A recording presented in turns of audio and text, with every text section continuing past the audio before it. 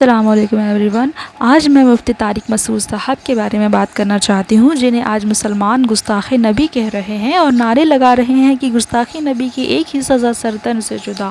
ان کے منہ سے غلطی سے نبی صلی اللہ علیہ وسلم کے بارے میں کچھ جملے نکل گئے، جس کی وجہ سے آج سارے مسلمان ان کے خون کے پیاسے ہو کر نعرے لگا رہے ہیں، یا اللہ یہ کیا ہو گیا ہے تیرے بندوں کو۔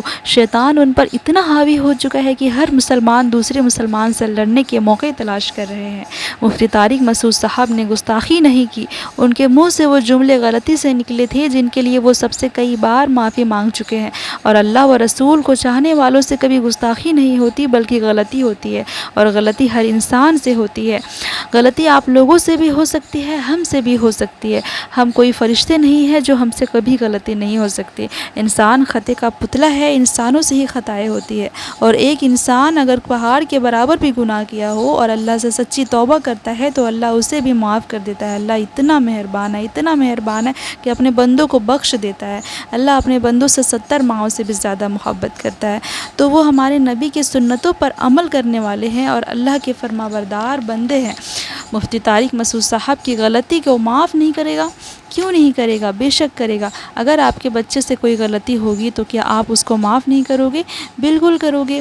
میری آپ سے گزارش ہے کہ محبتیں پھیلائیں، نفرتیں نہیں۔ اللہ و رسول صلی اللہ علیہ وسلم کے لیے پلیز سبھی مسلمان بھائی دوسرے مسلمان بھائی سے مل کر رہیں، مفتی طارق مسعود صاحب کو معاف کر دیں۔ دیکھیے صحیح مسلم حدیث نمبر 6541 میں ہے کہ حضرت ابو ہریرہ رضی اللہ تعالیٰ عنہ سے روایت ہے کہ رسول اللہ صلی اللہ تعالیٰ علیہ وسلم نے فرمایا کہ ایک دوسرے سے حسد نہ کرو، ایک دوسرے کے لیے دھوکے سے قیمتیں نہ بڑھاؤ، ایک دوسرے سے بغض نہ رکھو، ایک دوسرے سے منہ نہ پھیرو، تم میں سے کوئی دوسرے کے سودے پر سودا نہ کرے۔ اللہ کے بندے بن جاؤ جو آپس میں بھائی بھائی ہے۔ مسلمان دوسرے مسلمان کا بھائی ہے، نہ اس پر ظلم کرتا ہے، نہ اسے بے یار و مددگار چھوڑتا ہے، اور نہ اس کی تحقیر کرتا ہے۔